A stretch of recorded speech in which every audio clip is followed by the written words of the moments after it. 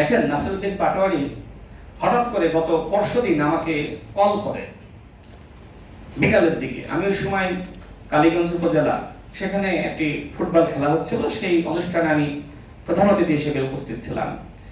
তো তার কল, আমি ভাবলাম যে হয়তো গুরুত্বপূর্ণ কোনো কথা বলবে।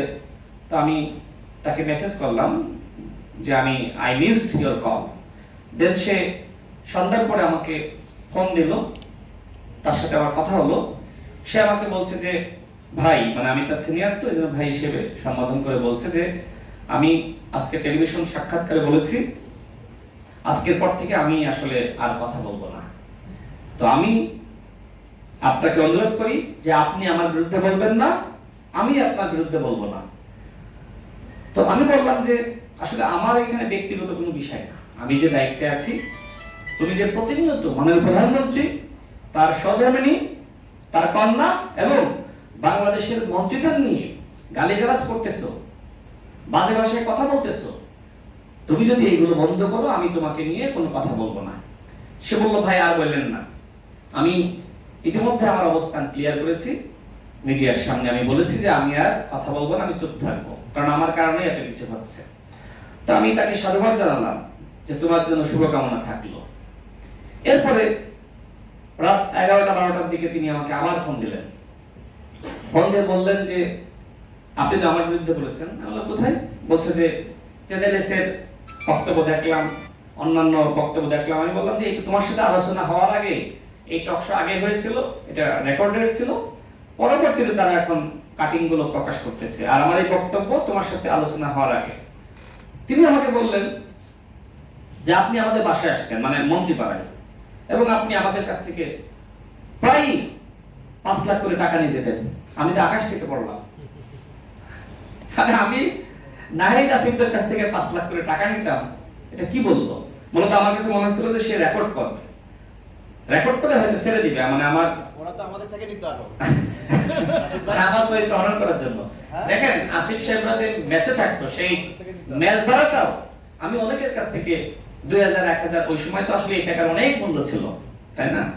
এই টাকাগুলো সংগ্রহ করে অধিকাংশ ক্ষেত্রে আসিফ আক্তাররা যে ম্যাচে থাকতো সেই ম্যাচ ভাড়াটা আমিই সংগ্রহ করে দিতাম। আমার নিজের তো সক্ষমতা ছিল না, নিজের টাকাও দিই নাই, কিন্তু আপনাদের কাছ থেকে, জনগণের কাছ থেকে সেই ম্যাচ ভাড়াটা, কারণ মোবাইল লাগলে কেউ ভর্তি হবে, সেই টাকাগুলো আমরা সংগ্রহ করে দিতাম।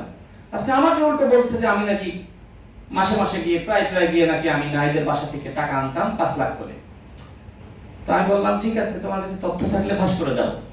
সে বলছে যে আপনার সব ফাঁস করে দেবে, করো, সমস্যা নাই তো। এরপরে বললো যে আপনি ফ্ল্যাট কিনেছেন, সব ডকুমেন্টস আছে। আমি তো আবার আরেকবার আকাশ থেকে পড়লাম। তো আমি তাকে বললাম আমার কোনো ফ্ল্যাট নাই, আমার কোনো ফ্ল্যাট নাই, তোমার কাছে তথ্যপত্র থাকলে সব ফাঁস করে দাও। এইভাবে সে একটু মানে ব্ল্যাকমেল করার চেষ্টা করলো।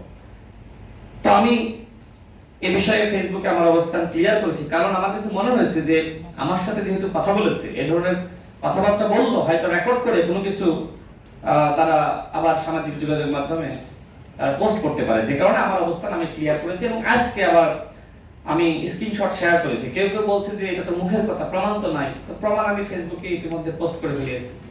তো আমি আচ্ছা, তো আমি আসলে মনে করেছিলাম যে নাসিরউদ্দিন পাটোয়ারি হয়তো অনুতপ্ত হয়েছে, সেই জায়গা থেকে আমাকে ফোন করেছে।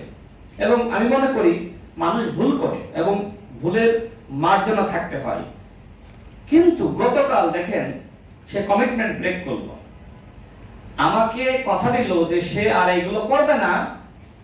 গতকাল কিভাবে মাননীয় প্রধানমন্ত্রীকে গালিগালাজ করেছে, করে নাই? করছে তো, মানে কি ভাষায় কথা বলেছে এগুলো তো আমরা বলতে পারি না, যে কারণে আমি বললাম না। অর্থাৎ নাসিরউদ্দিন পাটোয়ারি এখন আসলে ভারসাম্য হারিয়েছে, যে কারণে আমি এনসিপি কে বলবো যে একজন মনোরোগ বিশেষজ্ঞ যদি অতি দ্রুত তাকে না দেখান, সে কিন্তু পাগল হয়ে যাবে। সে ভারসাম্য হারাচ্ছে। সে আমাকে কথা দিল যে আর কথা বলবে না, গালিগালাজ করবে না। এরপরে মিডিয়া যে সময় তার সামনে গেল, সে মিডিয়া দেখলে আসলে নিজেকে সামলাইতে পারে না। সে ভাবে যে আজকে যদি ভালো কথা বলি মিডিয়া তো প্রচার করবে না, গালিগালাজ করলে আমি ভাইরাল। তো আজকে আরেকজনের সাথে কথা হচ্ছিল, তিনি আমাকে বললেন যে